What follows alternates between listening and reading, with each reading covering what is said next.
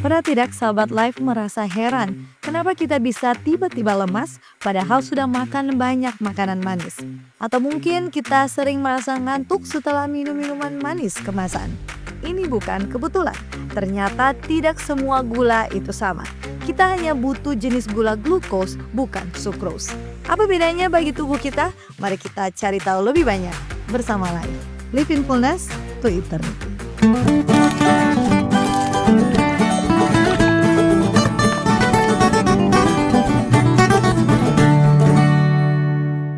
5 alasan kenapa kita butuh glukos bukan sukros.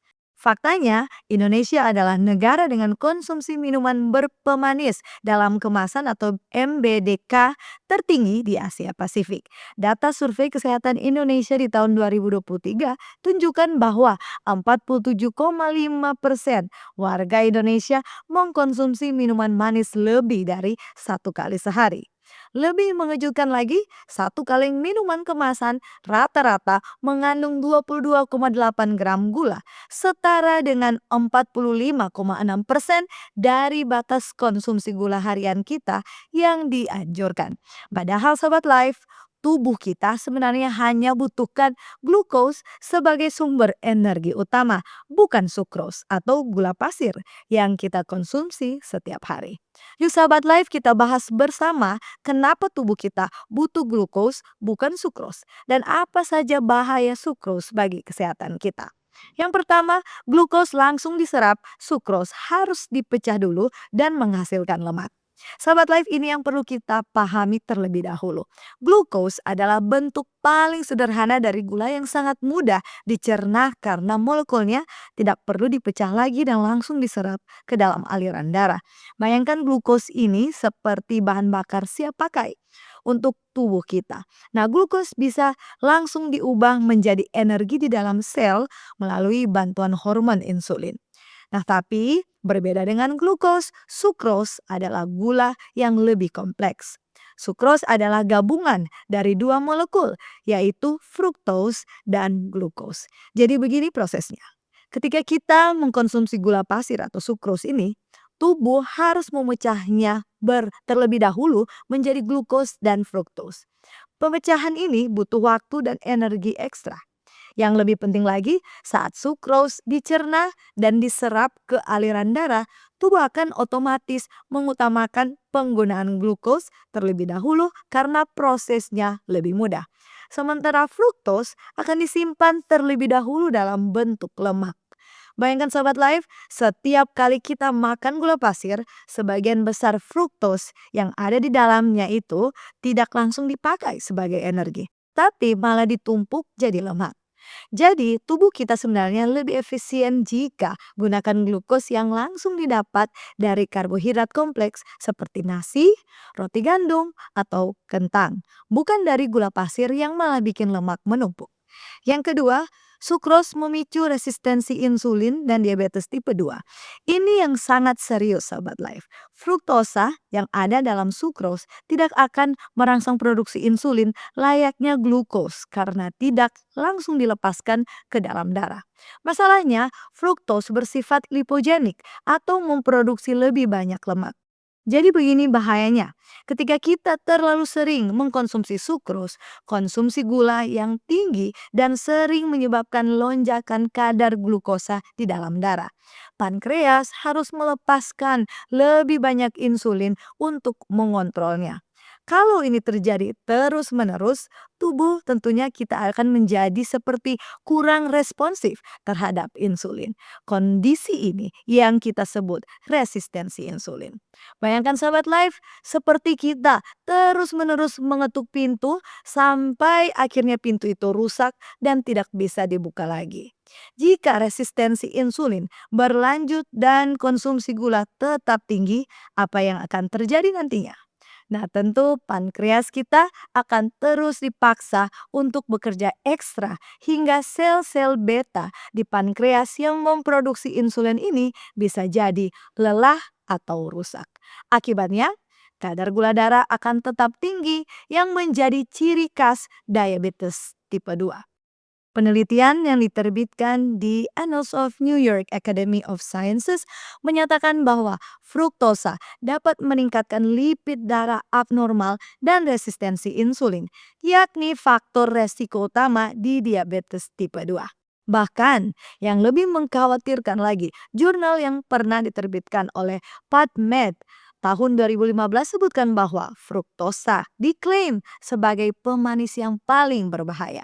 Jadi sahabat life, kalau kita ingin terhindar dari diabetes, mari mulailah kurangi konsumsi gula pasir dan beralih ke sumber glukos alami dari karbohidrat kompleks.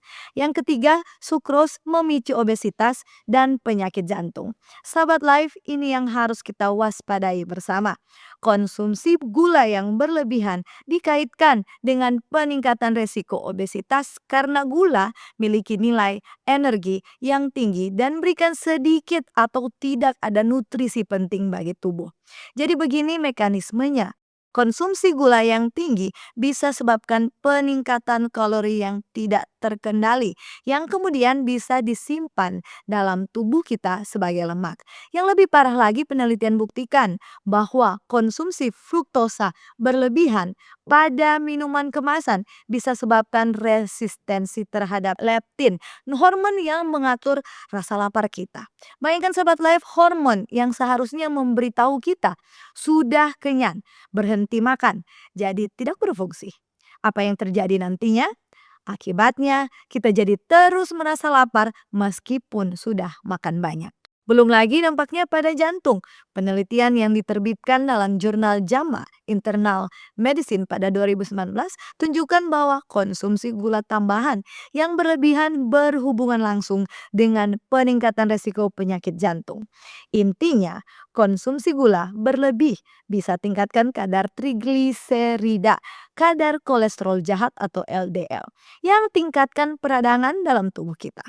Terdapat studi yang dilaporkan bahwa konsumsi gula 2 kali lebih banyak beresiko tinggi terkena penyakit jantung daripada orang yang makan gula kurang dari setengahnya.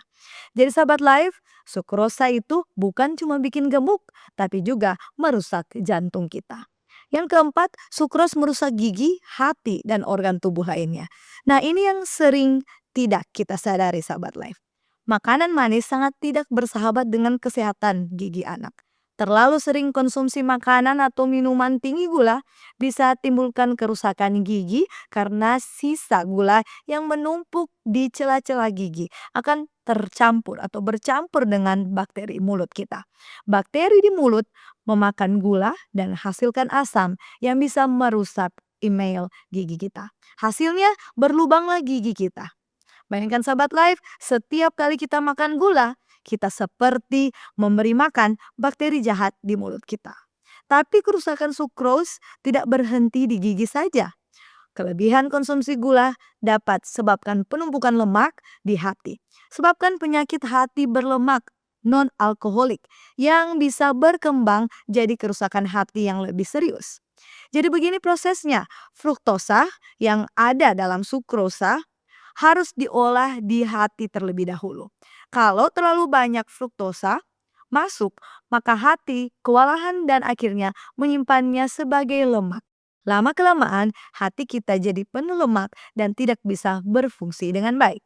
Belum lagi dampaknya pada kulit dan sistem kekebalan tubuh kita sahabat life. Gula berlebihan bisa memicu jerawat, percepat penuaan dini pada kulit dan lemahkan daya tahan tubuh kita. Jadi sahabat life, sukros itu bukan cuma soal kalori. Dia merusak hampir semua organ tubuh kita. Patut kita hindari. Yang kelima, glukos dari sumber alami lebih sehat dan terkontrol. Sahabat life, ini yang perlu kita pahami dengan baik. Glukosa diperoleh dari makanan yang mengandung karbohidrat seperti nasi, roti, buah-buahan, dan sayuran. Umumnya glukosa ditemukan pada makanan berkarbohidrat tinggi seperti roti, nasi, dan jagung. Nah, kenapa glukosa dari sumber alami ini lebih baik? Ya karena makanan-makanan ini tidak hanya mengandung glukosa, tapi juga di situ ada serat, vitamin, mineral, dan nutrisi penting lainnya yang tubuh butuhkan. Serat yang ada di makanan alami ini membantu perlambat penyerapan glukosa ke dalam darah kita, sehingga kadar gula darah kita tidak naik drastis. Tapi ini berbeda ya dengan sukrosa yang langsung diserap cepat dan bikin gula darah kita lonjak tinggi. Selain itu, tubuh juga bisa memproduksi glukosa sendiri, terutama ketika kita tidak makan untuk waktu yang lama melalui proses di hati, di mana tubuh kita bisa ubah zat lain seperti protein atau lemak menjadi glukosa. Ini membuktikan bahwa tubuh kita sebenarnya sudah punya sistem yang sempurna. Begitu, untuk mengatur kebutuhan glukosanya sendiri tanpa perlu tambahan sukrosa dari luar. Glukosa adalah bahan bakar utama tubuh manusia yang sangat penting, terutama bagi otak yang menggunakan sekitar 20% dari total energi tubuh. Sebagian besar berasal dari glukosa. World Health Organization atau WHO merekomendasikan agar konsumsi gula tambahan tidak melebihi 10% dari total asupan kalori harian kita. Untuk orang dengan asupan 2000 kalori per hari, itu artinya maksimal 50 gram atau sekitar 12 sendok teh gula tambahan. Dan ingat, ini termasuk gula yang ada di minuman kemasan, kue, permen, dan makanan olahan lainnya. Jadi sahabat life, lebih baik kita fokus dapatkan glukos dari sumber alami seperti nasi, roti, gandum, buah-buahan, dan sayuran yang kaya nutrisi daripada dari gula pasir yang hanya memberikan kalori kosong tanpa manfaat. Sebagai kesimpulan kita, sahabat life, jadi sudah terbukti ya bahwa tubuh kita memang butuhkan glukosa sebagai sumber energi utama, tapi bukan dalam bentuk sukros atau gula pasir yang kita konsumsi setiap hari. Dari proses penyerapan yang tidak efisien, memicu resistensi insulin dan diabetes, sebabkan obesitas dan penyakit jantung. Semuanya merusak gigi dan juga organ tubuh, hingga memberikan kalori kosong tanpa nutrisi. Semua ini tunjukkan bahwa sukrosa bukan pilihan yang baik untuk kesehatan kita. Yang perlu sahabat life ingat, bukan berarti kita harus menghindari semua makanan manis. Yang kita butuhkan bisa didapatkan dari sumber alami yang jauh lebih sehat seperti nasi, roti gandum, kentang, buah-buahan, dan sayuran. Makanan-makanan ini tidak hanya memberikan glukos, tapi juga serat, vitamin, mineral, dan nutrisi penting lainnya yang tubuh kita butuhkan untuk berfungsi optimal. Jadi mulai hari ini mari kita lebih bijak memilih sumber energi kita. Kurangi konsumsi gula pasir dan minuman manis kemasan. Perhatikan label nutrisi pada makanan dan minuman yang kita beli. Hindari produk yang mengandung gula tambahan tinggi, ganti minuman manis dengan air putih atau infused water. Kalau kita ingin sesuatu yang manis, silakan pilih buah-buahan segar yang mengandung gula alami seperti serat dan nutrisinya. Ingatlah sahabat life, Kementerian Kesehatan Republik Indonesia menganjurkan batas konsumsi gula per orang per hari sebanyak 50 gram atau sebanyak 4 sendok makan gula. Ini termasuk gula yang sudah ada di makanan dan minuman kemasan. Dengan kita mengurangi sukros dan beralih ke sumber glukos alami, kita tidak hanya menjaga berat badan ideal, tapi juga melindungi diri dari diabetes, penyakit jantung, kerusakan gigi dan hati, serta berbagai penyakit kronis lainnya. Kesehatan ada di tangan kita sendiri dan dimulai dari pilihan sederhana. Memilih glukos dari sumber alami, bukan sukros dari gula pasir dan makanan olahan. Demikianlah pembahasan kita. Semoga kita semua terberkati dan semakin bijak dalam memilih asupan gula kita. Jangan lupa ikuti terus, like dan subscribe YouTube channel Cornelius Media. Mari kenali dan jaga kesehatan kita bersama Life. Live in fullness to eternity.